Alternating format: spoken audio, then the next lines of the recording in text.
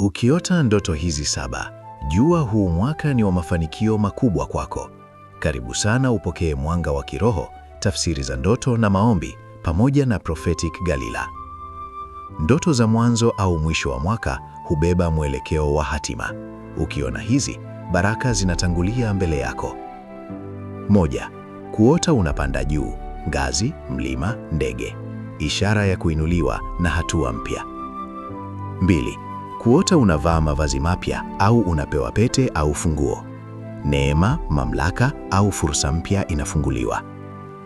3. Kuota milango au njia zidifunguka bila nguvu. Urahisi na upendeleo wa Mungu unaanza. 4. Kuota unapokea zawadi au pesa.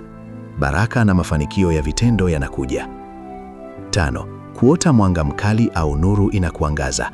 Ufunuo, mwelekeo na maamuzi sahihi. 6. Kuota unasafiri salama au unaendesha gari vizuri.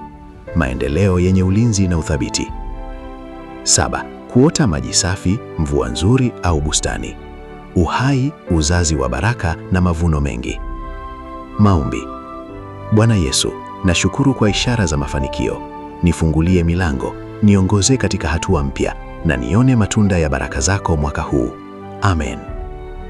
Unahitaji tafsiri ya ndoto au maombi? WhatsApp, namba kwenye bio.